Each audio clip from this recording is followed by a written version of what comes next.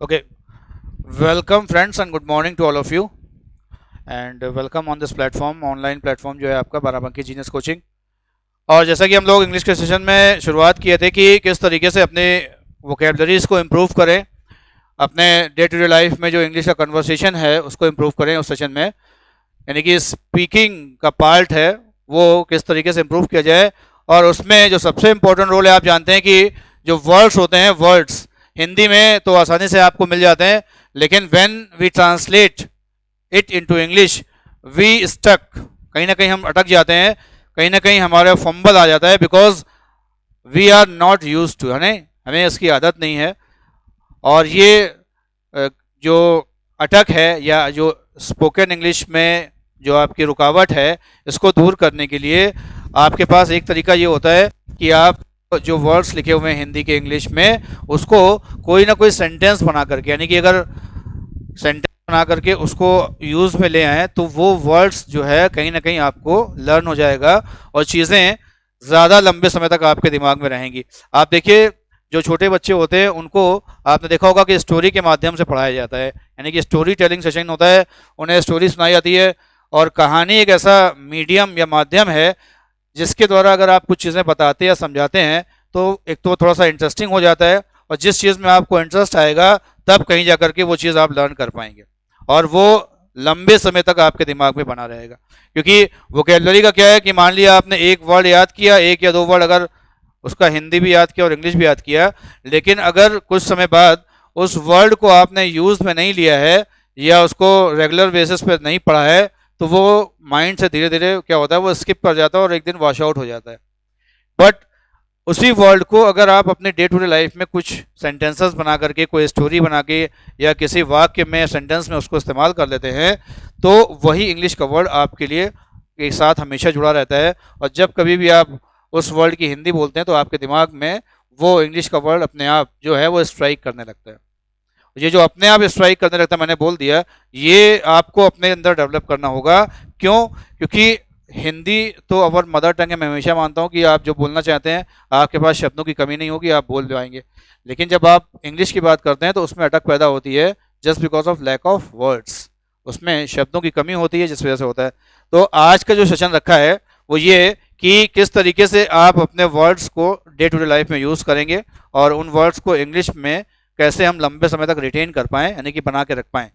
तो इसके लिए जो सेशन रखा है उसमें मैं आपको एक स्टोरी नरेट करता हूँ हिंदी में। जैसे मान लीजिए एक सेशन है कि ट्रांसलेशन का, कि उसमें एक पैराग्राफ है, उस पैराग्राफ को आपको इंग्लिश में ट्रांसलेट करना है। तो ट्रांसलेशन जब आप करते हैं तो आपको दो तीन चीज़ें याद रखनी पड़ती हैं कि एक तो नॉलेज ऑफ टेंस का नॉलेज होना चाहिए, दूसरा उसमें जो वर्ड्स लिखे हुए हैं उसकी प्रॉपर वे में आप इंग्लिश बना पा रहे हैं या नहीं, दैट इज़ वेरी इंपॉर्टेंट। ठीक, तो स्टार्ट करते हैं। और मैं उसमें क्या करूँगा कि जो वर्ड आएंगे इंग्लिश के वो आपके बोर्ड पर लिख दूंगा ताकि आपको बाद में आप उसका स्क्रीनशॉट लेकर के उसको पढ़ भी सकें, और चाहे तो आप उसके नोट्स भी बना सकते हैं बाद में। चलिए स्टार्ट करते हैं। तो आज का सेशन जो रहेगा वो learn vocab with the help of story. जैसे फॉर एग्जांपल जब हम कोई भी कहानी शुरू करते हैं या नरेट करते हैं तो शुरुआत कहाँ से होती है? एक बार की बात है जिसको आप कहते हैं once. Once upon a time, या आप खाली वंस भी कह सकते हैं। एक बार की बात है, दो जिगरी दोस्त थे। एक वर्ड देखिए इसमें हिंदी में आया जिगरी दोस्त, यानी कि जिसको आप कहते हैं बहुत ही क्या है, घनिष्ठ मित्र हिंदी में कहा जाता है। जैसे ही जिगरी दोस्त आया तो आपके दिमाग में देखिए दो वर्ड्स आ जाएंगे। कौन से? एक तो आप बोल देंगे क्लोज फ्रेंड्स या फास्ट फ्रेंड्स, सही है। अब ये कम्युनिकेशन यानी कि बोलचाल की भाषा में तो सही है, but so far as competitive English is concern, जहाँ तक कॉम्पिटिटिव अंग्रेजी का सवाल है, वहाँ पर ना क्लोज फ्रेंड्स आपको साथ देगा ना फास्ट फ्रेंड्स आपके काम आएंगे। क्यों? क्योंकि वहाँ की जो अंग्रेजी टोटली डिफरेंट है। तो याद रखिएगा कि स्पोकन के साथ साथ हम कॉम्पिटिटिव इंग्लिश में भी वो वर्ड्स याद करेंगे कि आपके दोनों जगह काम चल जाए। अब जैसे जिगरी दोस्त का इसका जो कॉमन वर्ड्स है आपने पढ़ा होगा, जिसे लोग चम्स भी कहते हैं, पहली भी कहते हैं, और जो वर्ड मैं लिखने जा रहा हूँ ALTER, अल्टर ईगो। अब इस वर्ड को देखिए मैंने बॉक्स में बंद कर दिया। क्यों बंद कर दिया? क्योंकि ये अल्टर ईगो वर्ड हो सकता है आपको नया लग रहा हो, या इसमें जो ईगो वर्ड है, ईगो जनरली क्या होता है, नेगेटिव वर्ड मानते हैं, या ईगो को आप कहते हैं घमंड, लेकिन यहां पर ऐसा कुछ नहीं है। ये वर्ड अपने आप में कंप्लीट सेंस दे रहा है अल्टर ईगो, जिसका मतलब होता है फास्ट फ्रेंड्स। तो दो जिगरी दोस्त थे, there were two alter ego. ठीक भाई। वे म्यूजिक के शौकीन थे, वे म्यूजिक के शौकीन थे। अब देखिए इसमें एक वर्ड आया शौकीन, जो हिंदी में है, यानी कि जब आप किसी चीज़ को बहुत लाइक करते हैं, पसंद करते हैं, तो उसके लिए वर्ड होता है शौक रखना या शौकीन। जैसे आप कहें मैं क्रिकेट का शौकीन हूं, तो अक्सर हम लोग बोल देते हैं I am fond of cricket. तो इसके लिए कॉमन वर्ड आपके पास क्या है? FOND, फॉन्ड ऑफ, सही है। या कुछ लोग फैन ऑफ भी बोल देते हैं, फैन ऑफ। अब ये दोनों वर्ड्स कम्युनिकेशन में, स्पोकन इंग्लिश में, डे टू डे लाइफ में इस्तेमाल होते हैं, लेकिन इंग्लिश में जब कंपटीशन की बात करें तो इसे कहते हैं एफिशिएनेडो, AFFICIANADO। तो अब जब आप एफिशिएनेडो वर्ड यूज करेंगे तो इसका मीनिंग भी यही है जो फॉन्ड ऑफ का है या फैन ऑफ का है। But when you speak this word you get the attention from the people. Fine, this is all about. चलिए, तो पहला लड़का घमंडी था, पहला लड़का घमंडी था। देखिए एक वर्ड आ रहा है आपके पास घमंडी। तो घमंडी के लिए अक्सर आपने देखा होगा लोग कहते हैं प्राउडी या इगोइस्ट, या एक वर्ड आपने बहुत सुना होगा अरोगेंट, ARROGANT, एरोगेंट। एरोगेंट का मतलब घमंड रखने वाला। अच्छा, इसमें एक नया वर्ड आपको बता रहे हैं, याद रखिएगा, सॉसी, SAUCY, सॉसी। अब ये वर्ड हो सकता है आपके लिए नया हो, लेकिन जो लोग कंपटीशन देते हैं ये वर्ड बहुत ही पॉपुलरली यूज होता है कॉम्पिटिटिव इंग्लिश में, जिसको हम लोग कहते हैं सॉसी। तो सॉसी का मतलब घमंडी। ठीक। दूसरा लड़का शरीफ था। शरीफ मतलब बहुत ही आज्ञाकारी कह लिए, है ना, शरीफ था। तो शरीफ के लिए बहुत सारे वर्ड हैं आपके पास, ऑनेस्ट है, अम्बल है, पोलाइट है, जेनरस हो जाएगा। But here we are going to learn, जैसे आपने कहा एक वर्ड होता है शरीफ को कहते हैं डाउन टू अर्थ, बहुत अच्छी इंग्लिश है, डाउन टू अर्थ, यानी कि विनम्र स्वभाव वाला, डाउन टू अर्थ कहा जाता है।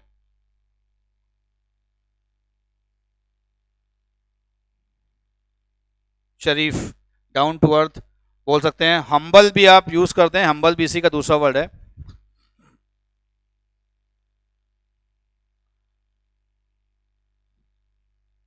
एक दिन, वन डे, अच्छा, वे म्यूजिक सीखना चाहते थे, दे वांट टू लर्न। देखिए स्टोरी में साथ साथ नरेट कर रहा हूं ताकि आपको एक क्रम बना रहे कि वे म्यूजिक सीखना चाहते थे, they want to learn music. एक दिन, वन डे, वे एक म्यूजिक टीचर के पास गए। अब देखिए जैसे गए आएगा तो गो की सेकंड फॉर्म वेंट हो जाएगी। They went to a music teacher. Music teacher बहुत ही मशहूर थे। मशहूर जानते हैं, फेमस आप कह सकते हैं, मशहूर यानी कि जिसका नाम बहुत दूर दूर तक फैला हो, प्रसिद्धि जिसकी बहुत हो, उसे मशहूर कहा जाता है इंग्लिश में। कहेंगे फेमस कह सकते हैं आप, पॉपुलर कह सकते हैं, वेल नोन कह सकते हैं। एक वर्ड आपको बताया मैंने, वेल नोन, फेमस या पॉपुलर, ये वर्ड्स तो हम लोग ने सुने हैं, लेकिन इसी का जो दूसरा वर्ड है जो कॉम्पिटिटिव इंग्लिश में बहुत आता है उसे कहते हैं एमिनेंट, EMINENT, एमिनेंट, याद रखिएगा। एमिनेंट का मतलब मशहूर होता है, यानी कि ये वेल नोन का, या आप कह लीजिए फेमस, ये जो पॉपुलर है उसका सिनोनिम वर्ड है क्या, एमिनेंट। जैसे आप कहें कि अमिताभ बच्चन एक मशहूर अभिनेता हैं, तो Amitabh Bachchan is an eminent actor. Virat Kohli एक मशहूर खिलाड़ी है, Virat Kohli is an eminent player. तो एमिनेंट वर्ड उसके लिए यूज करते हैं who has fame, who has popularity, well known, eminent. ठीक है। फिर क्या हुआ, टीचर ने घमंडी लड़के से पूछा, the teacher asked the saucy boy, तुम म्यूजिक के बारे में क्या जानते हो, what do you know about music. उसने कहा, ही सेड, मेरे पास म्यूजिक की बहुत जानकारी है। अब जैसे वो घमंडी था तो उसने अपने घमंड का परिचय दिया और कहा मेरे पास म्यूजिक की बहुत जानकारी है। बहुत यानी कि जिसको आप कहते हैं अथाह, नॉलेज, ज्यादा। तो इसके लिए वर्ड क्या है? आप कह सकते हैं सरप्लस,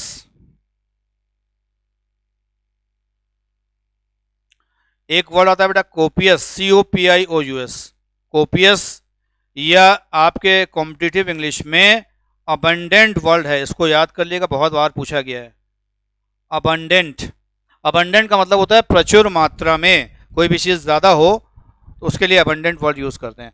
तो इसने कहा कि I have copious knowledge of English या I have abundant knowledge of English. इसमें एक वर्ड और वो भी मैं लिखे देता हूं, आपके इंग्लिश में आया है, that is called ample, AMPLE, इसको याद रखिएगा।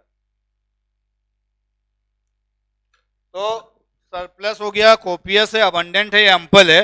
These are the words which are used synonymously, यानी कि इन वर्ड्स का यूज आप सिनोनिमसली कर सकते हैं।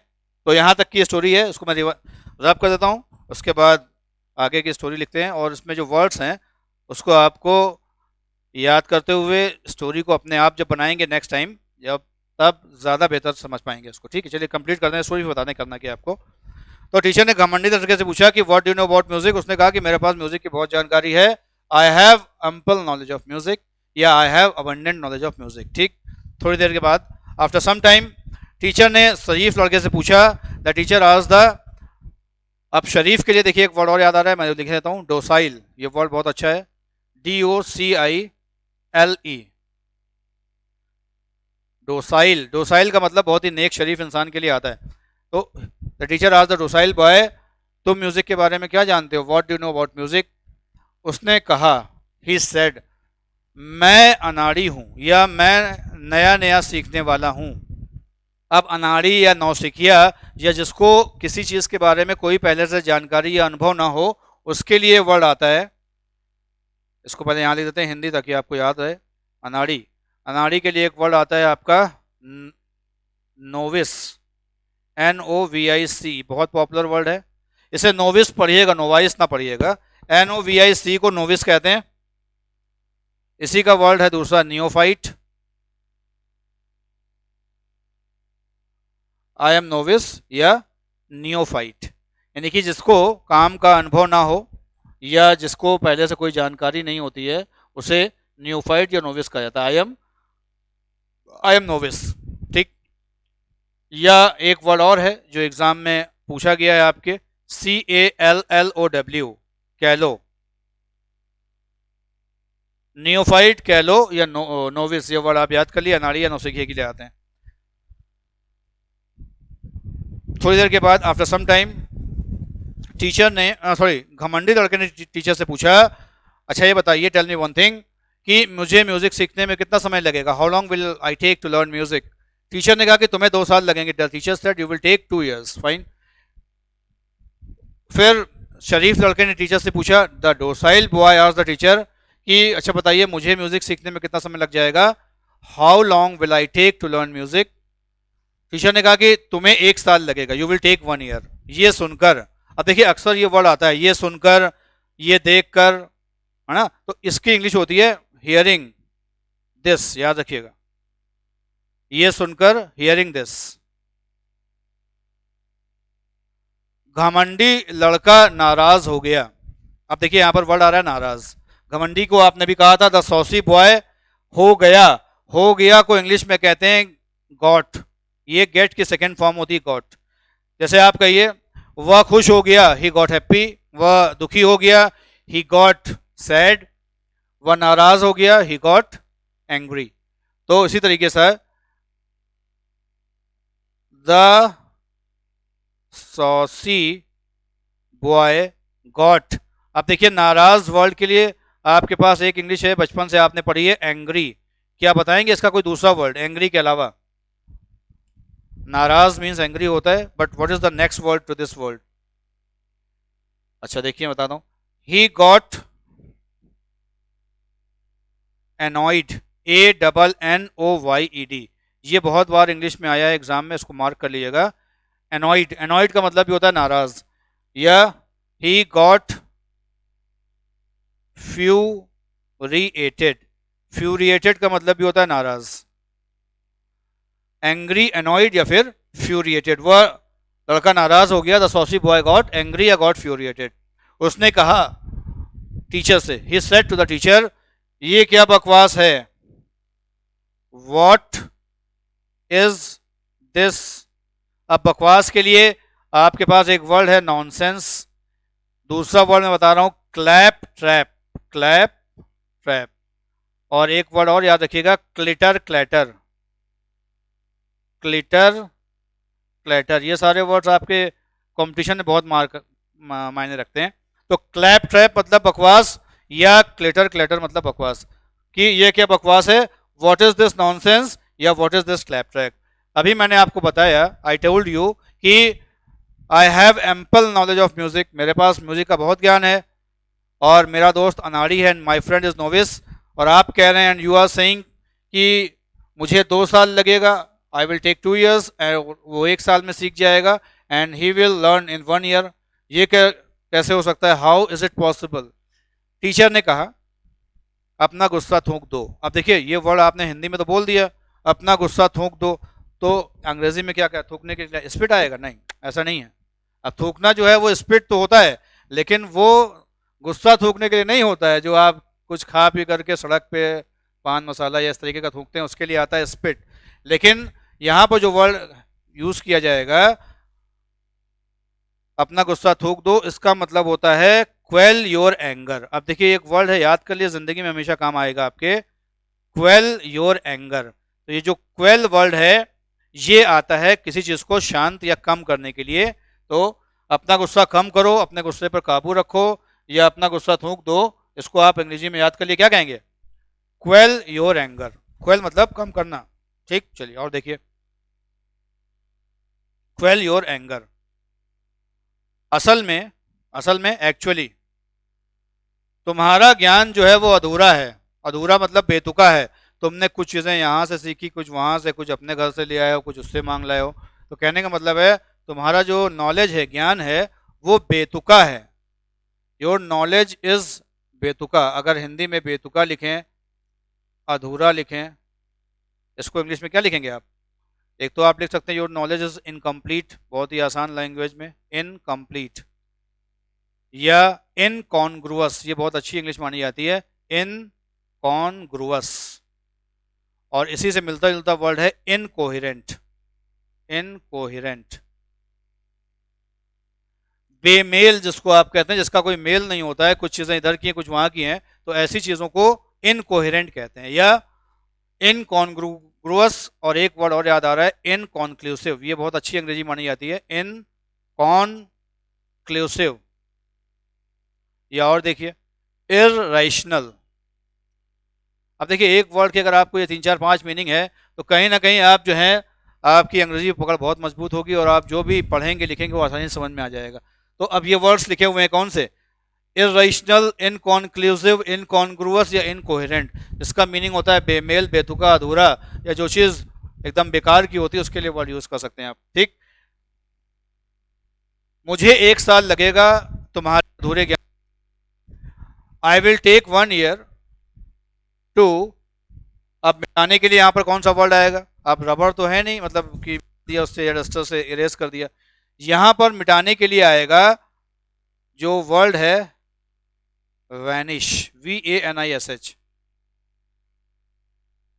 ठीक है, वैनिश का मतलब जैसे आप देखिए वैनिश O2 एक वो भी आता है जो दाग धब्बे मिटाता है। तो वैनिश का मतलब होता है किसी चीज को, जो चीज है उसको साफ करना, यानी कि हटा देना।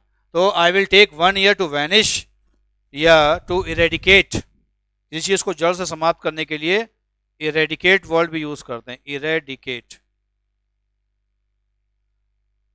योर इनकॉन्ग्रुअस नॉलेज, और मुझे 1 साल लगेगा तुम्हें सिखाने में, I will take 1 year to teach you. और तुम्हारा दोस्त अनाड़ी है and your friend is novice. और सबसे बड़ी बात देखिए, हिंदी में तो आपने बोल दिया सबसे बड़ी बात, अब इसको इंग्लिश में कैसे कहेंगे, सबसे बड़ी बात का मतलब मोस्ट इंपॉर्टेंटली, या अबव ऑल। अबव ऑल का मतलब इससे ऊपर, सबसे ऊपर बात यह है कि वह शुरुआत से सीखना चाहता है, जिसको हम लोग कहते हैं, आप लोग अगर सीखा होगा कि लोग कहते हैं कि सर हमें ABCD से सिखाइए, हमें जड़ बुनियाद से सिखाइए, है ना। तो इसके लिए वर्ड है, एक फ्रेज है, he wants to learn from he wants to learn from grass root level. Grass root level नहीं समझे? ग्रास रूट समझते हैं ना, जहां से जड़ निकलती है, मुझे उस जड़ से भी सिखाइए, तो इसका मतलब होगा शुरुआत से सिखाना। अच्छा, he wants to learn from grass root level, fine. और इसी वजह से, and that's why I told you कि ही विल टेक 1 ईयर, उसे 1 साल लगेगा। अच्छा, लड़का घमंडी लेकिन समझदार था।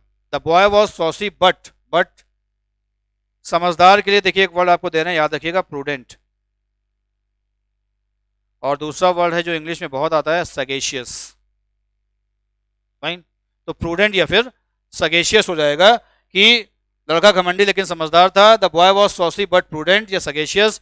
उसने टीचर से तुरंत माफी मांगी। माफी मांगने के लिए क्या आएगा? He apologize to the teacher. Apologize के बाद टू आएगा, फिर द लिख करके आप टीचर लगा सकते हैं। तो एक चीज यहां याद रखिएगा, जहां पर अपोलोजाइज वर्ड दिख जाए उसके तुरंत बाद टू आना चाहिए, और फिर आगे जिससे आप माफी मांगते हैं वो होगा। तो ही अपोलोजाइज टू द टीचर, माफी मांगना। और लास्ट वर्ड कहानी का अंत ये है, टीचर ने उसे माफ कर दिया। तो माफी मांगना अपोलोजाइज होता है और माफ करना फॉरगिव होता है।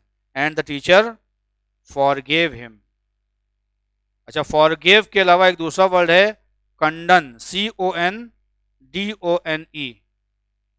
फॉरगिव और कंडन ये 2 वर्ड होते हैं जो माफी मांगने के लिए आते हैं, सॉरी माफ करने के लिए आते हैं।